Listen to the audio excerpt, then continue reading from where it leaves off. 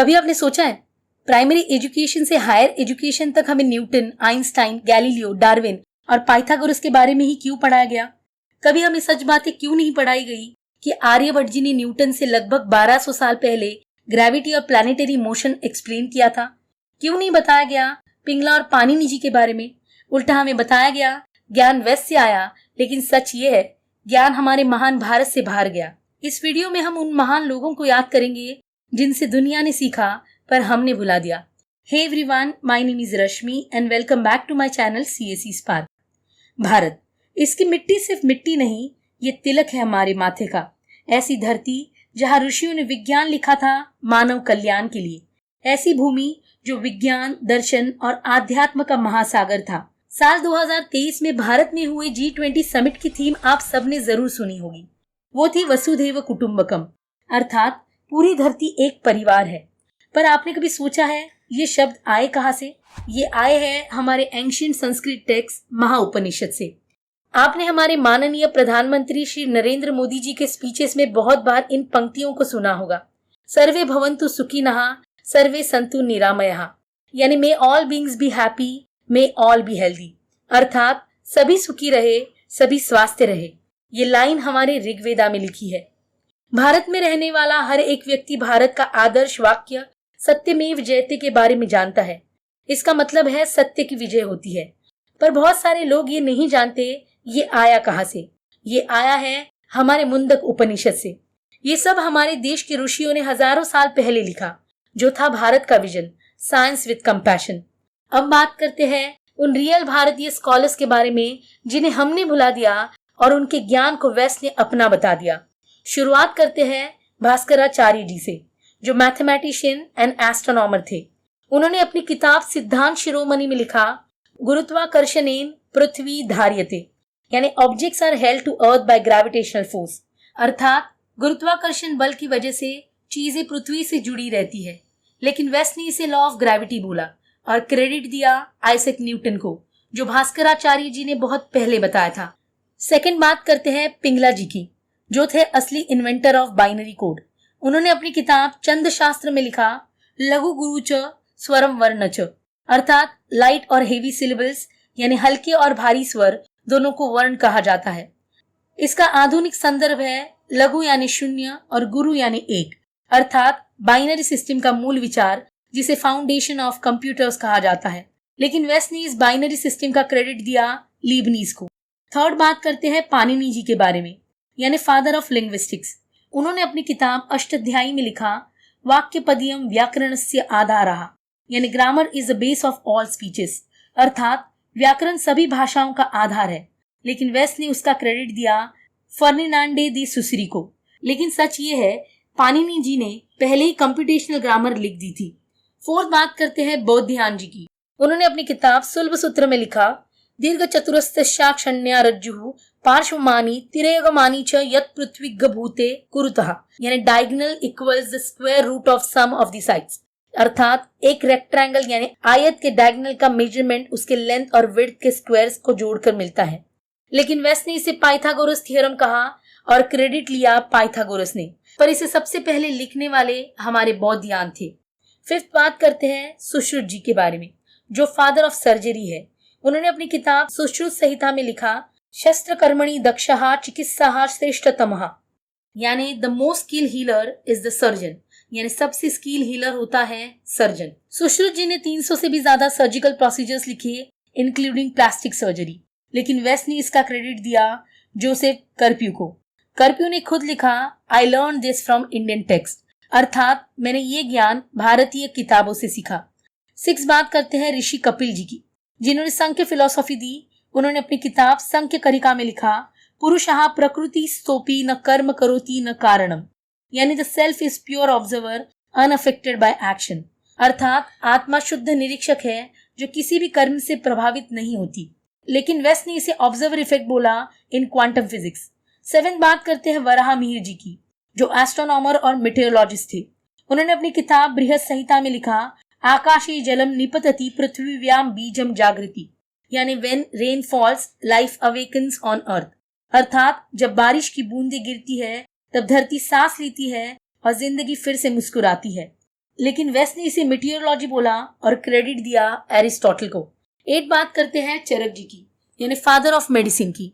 उन्होंने अपनी किताब चरक संहिता में लिखा, शरीरेस्मिन् गन्ते व्याधिहा चिकित्सां प्रयोजयेत्, यानी when the body suffers apply healing knowledge, अर्थात जब शरीर पेन में होता है तब उपचार का ज्ञान अपनाओ, वही असली शक्ति है।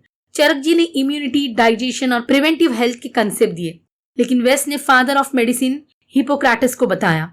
नेक्स्ट बात करते हैं आर्यभट्ट जी की, जिन्हें हम फादर ऑफ एस्ट्रोनॉमी और मैथमेटिक्स कहते हैं। उन्होंने अपनी किताब आर्यभट्टिया में लिखा, भूगोलोयम न स्पंदते, that is earth rotate on its own axis, यानी पृथ्वी अपनी धुरी पर घूमती है। आर्यभट्ट जी ने यह भी लिखा, पृथ्वी सूर्य के चारों तरफ भ्रमण करती है, लेकिन वेस्ट ने इसे हीलियोसेंट्रिक थियोरी कहा और क्रेडिट दिया कोपरनिकस को।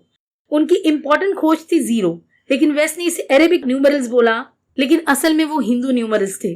आर्यभट्ट जी ने सबसे पहले पाई की वैल्यू बताई थी 3.1416, जो सटीक थी। आज भी हम उसे यूज करते हैं, लेकिन वेस्ट ने father of pi calculation Archimedes को बताया।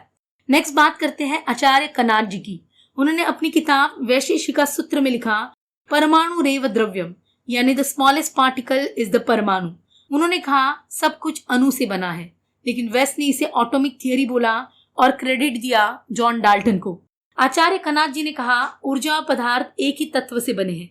यही बात आइंस्टाइन ने E=mc² में लिखी और हमने मान लिया कि यह इक्वेशन आइंस्टाइन ने दिया।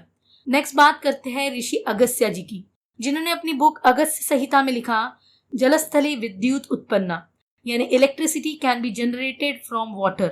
इसका मतलब पानी से बिजली उत्पन्न की जा सकती है, लेकिन वेस्ट ने इसे इलेक्ट्रोलाइसिस डिस्कवरी बोला। लास्टली बात करते हैं ऋषि भारद्वाज जी की, जिन्होंने अपनी किताब वैमानिका शास्त्र में लिखा, ये वायु मार्गेण यानम गच्छति, यानी aircraft moves through the sky, अर्थात विमान आसमान में तेजी से सफर करता है। लेकिन वेस्ट ने इसे राइट ब्रदर्स इन्वेंशन कहा, पर विमान और एरोडायनामिक्स का कंसेप्ट भारत से ही आया था। अब बात करते हैं हमारे फिलोसॉफीज यानी दर्शन के बारे में, जो वेस्ट ने अपने नाम बताए। वेदांत फिलोसॉफी ने कहा, अहम ब्रह्मास्मि, यानी मैं अनंत हूँ, लेकिन वेस्ट ने इसे लॉ ऑफ वन यानी क्वांटम कॉन्शियसनेस कहा। छंदोग्य उपनिषद ने कहा, यथा दृष्टोसी तथा भव, यानी as you see so you become, अर्थात जैसे तुम दिखते हो वैसे तुम बनते हो, लेकिन वेस्ट ने इसे लॉ ऑफ अट्रैक्शन बोला। संख्य फिलोसॉफी बताती है एनर्जी और मैटर्स के एक होने की थियोरी, यानी एनर्जी और मैटर एक ही चीज के रूप है, जिसे वेस्ट ने थियोरी ऑफ रिलेटिविटी कहा। योग फिलोसॉफी ने बताया मन और शरीर के बैलेंस का साइंस, लेकिन वेस्ट ने इसे माइंडफुलनेस का नाम दिया। न्याय फिलोसॉफी मतलब लॉजिक और डिबेट की फिलोसॉफी, लेकिन वेस्ट ने इसे ग्रीक लॉजिक बोला। ये तो कुछ ही उदाहरण है, यानी सब कुछ भारत से आया, बस नाम बदल दिया गया और क्रेडिट कोई और ले गया। अब बात करते हैं ये हमारे एजुकेशन सिस्टम में क्यों नहीं पढ़ाया गया। रीजन है कॉलोनियल पास्ट यानी ब्रिटिश रूल। 1835 में लॉर्ड मैकवेले ने ब्रिटिश पार्लियामेंट में कहा, we must make Indians who are Indians by blood but English in mind, यानी हमें ऐसे इंडियंस बनाने हैं जो ब्लड से इंडियन हो पर माइंड से इंग्लिश हो। इसके बाद बना मैकवेल एजुकेशन सिस्टम, जिसमें हमारे भारत के ऋषियों, ग्रंथों और विज्ञान को माइथोलॉजी यानी मीथ कहकर हटा दिया गया। बच्चों को पढ़ाया गया सिविलाइजेशन वेस्ट से आई, साइंस वेस्ट ने बनाई और भारत सिर्फ एक रिलीजियस लैंड था। पर सच ये है, भारत सिविलाइजेशन का सोर्स था और वेस्ट ने हमारा ज्ञान अपने नाम से लिख लिया, क्योंकि भारत अपना असली ज्ञान समझ लेता तो भारत फिर से विश्वगुरु बन जाता। इसलिए सिस्टम ने हमें अपनी जड़ों से तोड़ दिया ताकि हम अपने ही इतिहास पर डाउट करें। 1947 में जब हम आजाद हुए तो एक सपना देखा गया था, नए भारत का सपना, जहां हमारी सोच आजाद होगी, जहां हम अपना इतिहास, अपना ज्ञान खुद पढ़ेंगे और पढ़ाएंगे। लेकिन सवाल यह है, क्या सच में हम पूरी तरह आजाद हो पाए? हमने जमीन की आजादी तो पाली, पर दिमाग की गुलामी नहीं छोड़ पाए। जिस एजुकेशन सिस्टम की नींव लॉर्ड मैकवेले ने रखी थी कि हम अपने इतिहास से शर्मिंदा हो, उस सिस्टम को हमने आगे बढ़ाया। भारत के रियल स्कॉलर्स हमारे सिलेबस से गायब है। हम 75 साल तक भी ये तय नहीं कर पाए भारत का गौरव क्या है। हमारे किताबों में आज भी वेस्ट की तारीफ ज्यादा है। ये सिर्फ सिलेबस की बात नहीं, ये हमारे पहचान का मसला है। जब तक हम अपने बच्चों को और आने वाली पीढ़ियों को नहीं बताएंगे उनके पूर्वज कितने ज्ञानी थे, तब तक वो खुद पर पूरा विश्वास नहीं कर पाएंगे। 2047 में भारत के आजादी के 100 वर्ष पूरे होंगे। अब समय आ गया है अपनी हिस्ट्री फिर से लिखने का, अपने स्कॉलर्स को याद करने का। अपनी टेक्स्ट बुक में लिखो आर्यभट्ट, कनाद, चरक, पतंजलि, पाणिनि, भास्कराचार्य इत्यादि, उन्हें सिर्फ हिस्ट्री में नहीं बल्कि अपने दिल में जगा दो। याद रखिएगा, जिस धरती ने दुनिया को जीरो दिया वो धरती कभी जीरो नहीं हो सकती। भारत सिर्फ एक देश नहीं, एक सोच है, एक संस्कार है, एक जीवन दर्शन है, एक ऐसी सोच जहाँ से ज्ञान, ध्यान और सत्य का प्रकाश निकला है। ये वही धरती है जहाँ हमारे वेदों ने कहा तमसो मां ज्योतिर्गमय, अर्थात अंधकार से उजाले की ओर बढ़ो। और वही उजाला आज भी हमारे अंदर जिंदा है, क्योंकि हमारे डीएनए में उन्हीं महान ऋषियों का प्रकाश है, उनका जुनून है, उनकी तपस्या और उनका ज्ञान है। भारत ने कहा रूति न्यानन मुक्ति ही, यानी without knowledge there is no liberation, अर्थात ज्ञान के बिना मुक्ति संभव नहीं है। हमारे लिए साइंस और स्पिरिचुअलिटी एक ही थे। यह इक्वेशन भी मंत्र था और मंत्र भी इक्वेशन। इन पंक्तियों को हमेशा याद रखिएगा। यूनान, मिस्र, रोमा सब मिट गए जहां से, अब तक मगर है बाकी नामो निशा हमारा। कुछ बात है कि हस्ती मिटती नहीं हमारी, सदियों रहा है दुश्मन दौरे जमा हमारा, सारे जहां से अच्छा हिंदोस्तां हमारा। इसका मतलब यूनान यानी आज का ग्रीस, मिस्र यानी आज का इजिप्ट और रोमा यानी रोमन जैसे महान सभ्यता आज इतिहास के पन्ने बनकर रह गए। उनका नाम, उनका निशान सब मिट गया, लेकिन भारत आज भी अमर है अपनी पहचान के साथ, अपने ओरिजिनल नाम और शान के साथ। कुछ तो बात है इस मिट्टी में जो हर तूफान से लड़ती है, हर दर्द सह लेती है, फिर भी मुस्कुराती है। सदियों तक बाहर से दुश्मन आए हमारी जमीन, हमारी विरासत, हमारी पहचान मिटाने के लिए, लेकिन हर बार जमाना झुक गया, क्योंकि ये मेरा भारत है। हमारी हस्ती मिटती नहीं और कभी मिट नहीं सकती। हमेशा याद रखिएगा, ये धरती सिर्फ जमीन नहीं, एक आध्यात्मिक शक्ति है। जब तक संसार है, भारत का नाम, भारत का उजाला अमर रहेगा। तो गर्व करो, क्योंकि हम सिर्फ भारतवासी ही नहीं, उस महान सोच के वंशज है जिसने दुनिया को अंधकार से उजाले तक ले जाने का काम किया है। लास्ट में एक ही बात कहूंगी, जागो भारत, अपनी विरासत को पहचानो। Get ready for 2047। हम सब मिलकर प्रयास करेंगे तो definitely Bharat will become the विश्व गुरु अगेन। ये इन्फॉर्मेशन आपको कैसे लगी प्लीज मुझे कमेंट करके जरूर बताइएगा, और ऐसे ही नए नए वीडियोस के लिए मेरे चैनल को लाइक, शेयर एंड सब्सक्राइब जरूर करिएगा। मिलते हैं ऐसे ही नए इंटरेस्टिंग टॉपिक के साथ। Till then, good bye, take care and जय हिंद।